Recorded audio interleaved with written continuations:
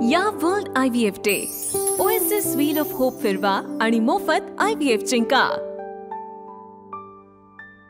नाही, ह्या तुळजापूरच्या ह्या सगळ्या कायदा व सुव्यवस्थेच्या संदर्भात आणि जी आता नवरात्रोत्सव येतोय त्या नवरात्रोत्सवामध्ये पोलिसांच्या माध्यमातून ज्या ज्या काही सुविधा करण्यात आल्या किंवा उपाययोजना करण्यात आल्या त्याचा आढावा बैठक होती आणि या आढावा बैठकमध्ये पोलिसांनी अतिशय चांगल्या प्रकारचं नियोजन केलं आणि त्याचं सादरीकरण सुद्धा मला दिलेलं आहे। म्हणजे त्यामध्ये पार्किंगची व्यवस्था, बॅरिकेडिंग किंवा जास्त जेव्हा लोक मोठ्या प्रमाणात येतात तेव्हा मोठ्या प्रमाणात आल्यानंतर भागदड वगैरे वाचू नये यासाठी पोलिसांनी जी काय उपाययोजना केलेली आहे त्या उपाययोजनांची सविस्तर बैठक घेतली आणि ह्या बैठकीमध्ये अतिशय सकारात्मक तयारी आमच्या पोलिसांनी केलेली आहे। परंतु बाकीच्याही काही गोष्टी आहेत की अँटी करप्शनच्या बाबतीतमध्ये ट्रॅपचं जे प्रमाण आहे ते धाराशिव जिल्ह्यातल्या फार मोठ्या प्रमाणात आलेलं आहे। त्याचाही मी बैठकीमध्ये आढावा घेऊन हे जिल्ह्याच्या दृष्टीनं भूषण आव्हान आहे त्यावर कठोर कारवाई करण्याच्या संदर्भात सूचना केल्या आणि प्रामुख्याने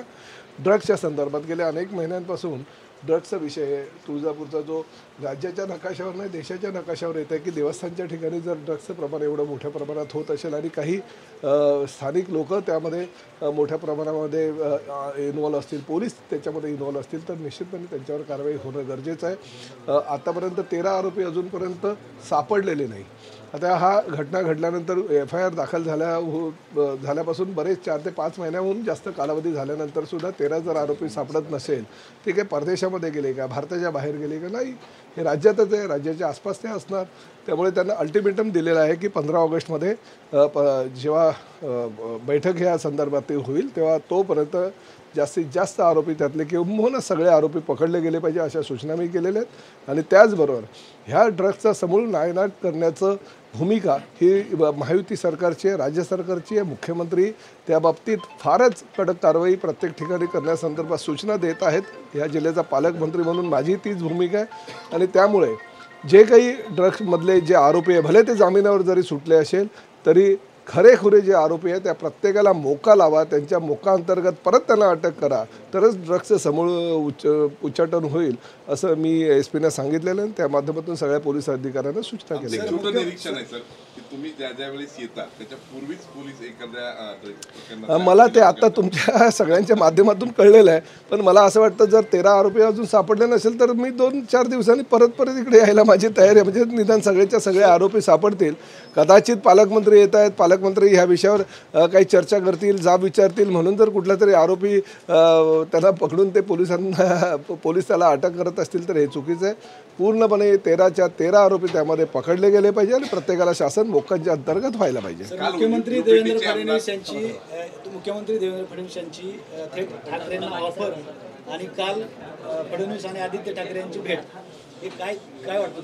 बघा, ह्या सगळ्या गोष्टी एवढ्या गांभीर्यानं घ्यायची काही गरज नसते हो। शेवटी कसं आहे की भले पॉलिटिकल पक्षाचे वेगवेगळे जे पदाधिकारी असतात, प्रमुख असतात, त्यांचं आपापसामध्ये तर काय वैर नसतं ना। शेवटी निवडणुका आल्या की आम्ही एकमेकांवर तुटून पडतो, आमच्या पक्षाची भूमिका आम्ही स्पष्ट करत असतो। परंतु निवडणुका संपल्या, एकदा सरकार झालेलं आहे, 237 आमदारांचं संख्याबळ असलेलं महायुतीचं हे अतिशय स्ट्रॉंग असलेलं सरकार आहे।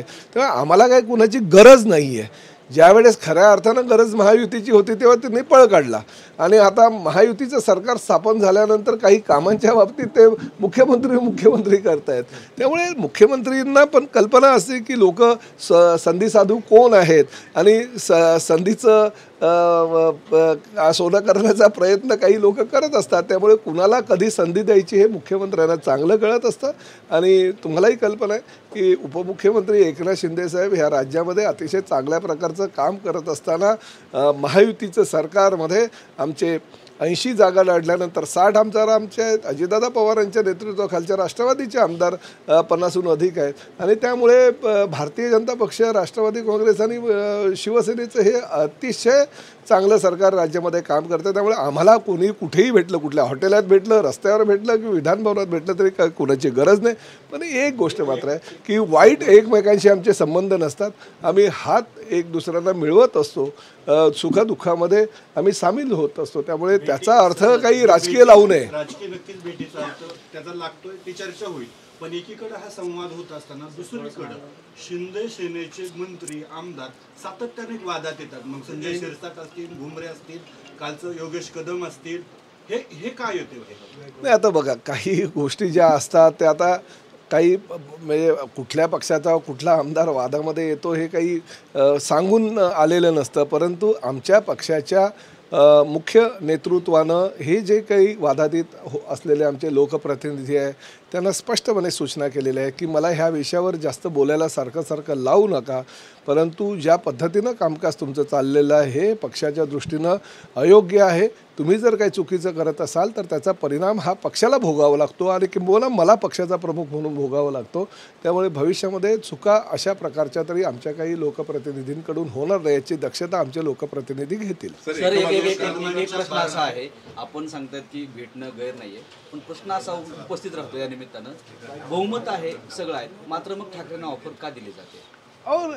राजकीय भाषणामध्ये हे तर बोललं जातं. आता तुम्ही पत्रकार आहात, मी जर तुम्हाला म्हणालो चला तुम्ही सगळे आमच्या शिवसेनेमध्ये सामील व्हा, तर तुम्ही काय सामील होणार आहात का? आणि मी काय तुम्हाला सगळ्याला एकाच पक्षात, सगळ्या पत्रकारांना एकाच पक्षात कसं काय घेऊ शकेल मला सांगा.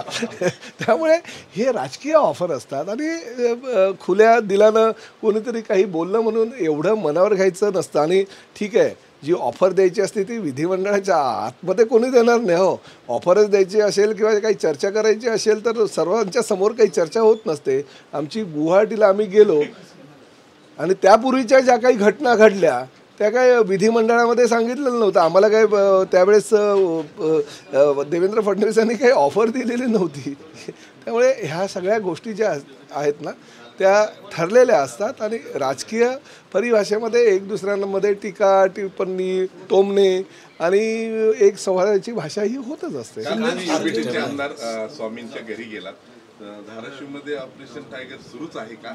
नाही हो, बघा आता ऑपरेशन टायगर कसं, बघा माझी खासदार सुद्धा गायकवाड साहेब त्या ठिकाणी होते, आमचे ज्ञानराज चौगुले जे त्या ठिकाणी 15 वर्ष आमदार म्हणून काम करत होते तेही होते आणि स्वामी जे आता निवडून आले.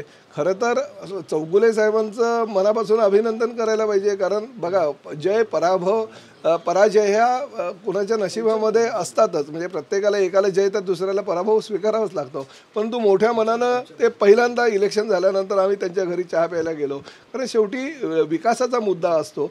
आणि ज्या दिवशी त्यांचा पराभव झाला त्या दिवसापासून त्यांचं दुकान त्यांनी चालू ठेवलं आहे सर्वसामान्य जनतेसाठी, बंद केलेलं नाही. काही लोकांनी दुकानं काय सगळंच काही बंद केलेलं आहे. प्रवीण स्वामी जेवढे उत्साही आहेत की म्हणजे आपल्याला भेटतात, त्याचे रील्स त्याचे व्हिडिओ माध्यमात शेअर करतात, मी खरंच ही कुणकुण आहे काही मनात? अहो त्यांचं प्रताप सरनाईकांवर प्रेम असेल म्हणून ते रील्स वगैरे करतात. तो तुमच्या निमित्तानं मनोमिलन घडवण्याचा हा काही नाही, मनोमिलन नाही, चहा कॉफी. आता बघा विरोधी तुम्हीच आता सांगितलं की आदित्य ठाकरे किंवा उद्धव साहेबांना देवेंद्र फडणवीस मिळाला. हा राजकीय शेवटी एका शहरामध्ये राहणारे, एका जिल्ह्यामध्ये राहणारे, एक दुसऱ्यांवर प्रेम करणारी लोक असतात. बघा राजकीय लढाई ही लढाई राहणार, त्यांची न्यायालयीन लढाई ही ते लढतच राहणार. परंतु शेवटी शहराचं वातावरण शांत राहावं, अतिशय चांगलं राहावं, विकासाची कामं महायुतीच्या सरकारच्या माध्यमातून व्हावी, यासाठी जर एकत्रितपणे सगळे गेले तर काय वाईट आहे. सगळे मी आणि कैलास पाटील सुद्धा एकत्र होतो, नंतर आम्ही राणा दादा आणि मी सुद्धा एकत्र होतो. त्यामुळे आणि रोहित पवारांनी व्हिडिओ ट्विट केला आहे, काय वाटतं आपल्याला? त्याबद्दल मला काही माहिती नाही, पण रमी तर आता टीव्हीवर पण खेळलं. ते आमिर खान काय खेळतो, तो अजून शाहरुख खान काय खेळतो, आमचं तर तसं मी म्हणणार नाही. परंतु रमी आता खेळला जातो, चांगला खेळ म्हणून असं टीव्हीवाल्यांना वाटत असेल कदाचित. ठाकरे ब्रँड ही अस्मितेची ओळख आहे असं उद्धव ठाकरे म्हणाले. बाळासाहेब ठाकरे स्वर्गीय शिवसेना प्रमुख, हिंदू हृदय सम्राट ही अस्मितेची ओळख आहे, ही मी मान्य करतो. या world IVF day OSS wheel of hope फिरवा आणि मोफत IVF जिंका.